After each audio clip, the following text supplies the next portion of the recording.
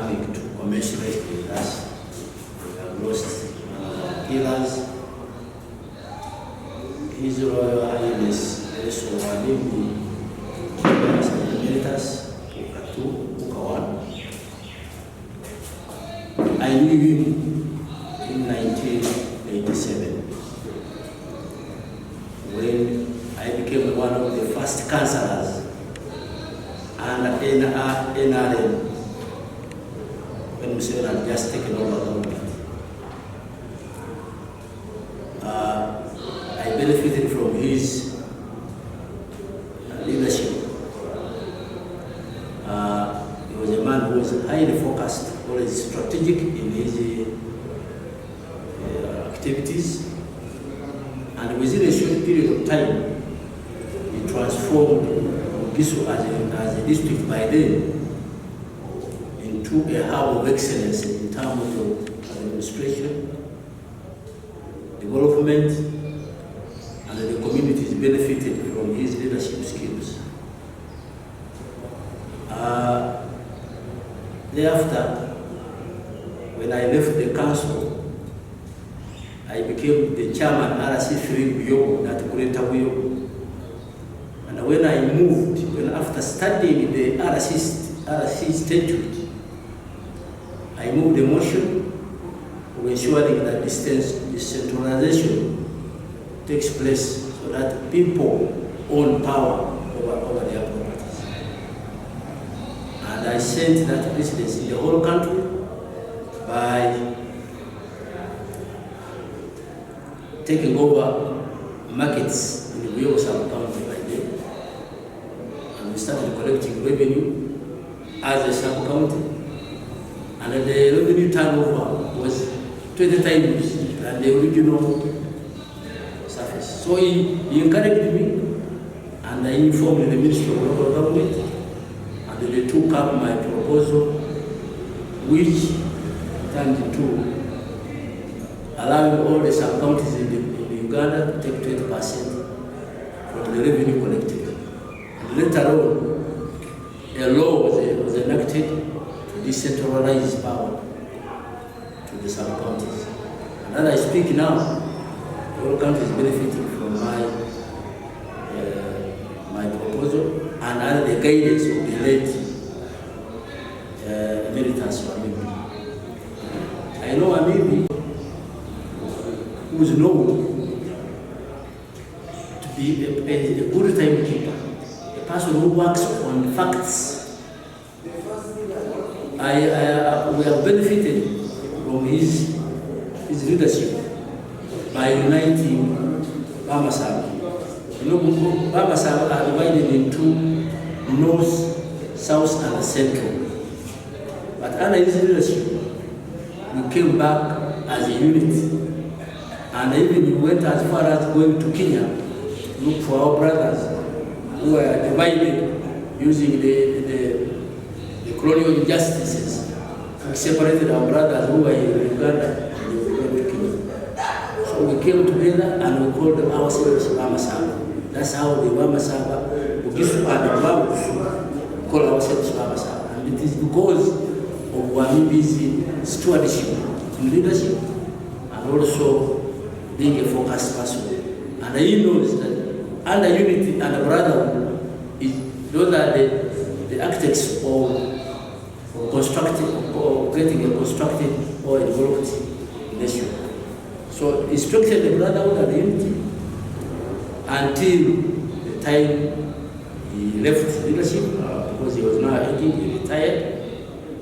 And I can assure you, by the time he left, we get lapsed back to where we are. We have been having a virtual leadership in Gisu because there was nobody who was acting as a unifier. He saw that there was an issue in leadership in Gisu. He came, and that's how I came to become a cultural leader of this region, under his guidance and his visionary approach on issues. So as a region, as Bamasaba, we have missed a pillar, an advisor, a focused person who sees far, far ahead of us. And we are Excellency, the President of the Republic of Uganda, who acted first on my request that he gives him a befitting burial, and he directed through his ministry the President to give him an official burial. And I must thank him very much for that, because we are going to give him a befitting burial of a person of substance, and a man with international position, and a man with diplomatic acumen. So, as Baba said, we are burying him tomorrow. We wish to pray for his soul so that he may rest in paradise. Yeah. Currently, my office is to ensure that the youth are not only invited to the high table, but they must be part and a parcel of the high table. Because, as you have rightly put it, the population of the elders who are our encyclopedias, the people who have a lot of wisdom, experience, I die almost daily. Now, in my leadership, looking at the population of our country, we have over 50% of the population is the younger generation. Now, I have devised a strategy of ensuring that the youth are brought to the high table, so that we mentor them to become good leaders. And that one is going to unify us as Mama, because we shall be working together. I'm going to ensure that from north, central, and the south, the youth are brought under the cultural institution to be mentored to become good leaders. As you have rightly put it, the youth employment in Bugisu, it is actually at a low rate. Many of them have got educated, but they are not in gainful employment. It is not their problem. It is us now, elders, to ensure that we have a particular program to ensure that the youth are accommodated in development again. Thank you. Thank you, Papa. When we lost, are you listening? Yes. When I heard the bad news of the loss of His Royal Highness Mamimi Wilson Oyasa, I immediately wrote to His Excellency the President of the Republic of Uganda, informing him that his diplomat, his teacher, his veteran politician has passed on.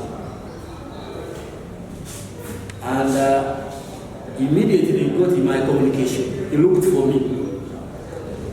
Unfortunately, we could not access him because of network problems. But he reached the Honorable Lydia Wanyoto, who came and delivered the message when I was already in office at 8 a.m. in the morning. And he called back His Excellency the President. Later on, himself called me, and he acknowledged that he has received the bad news, the death of His Royal Highness Mamimbi. And I said, of the two things I requested, for him to come and attend and giving him official burial, he has directed government of Uganda to give His Royal Highness Mamimbi, whereas the late, to be given that status. So I must thank Honorable Lydia Wanyoto, who read very fast and delivered the message. So it means, as a senior presidential advisor, she's delivering the message. Means she's doing her work. If there was another person, would have delayed with the message, and I would have lost her. So I must thank her vehemently for that. Thank you.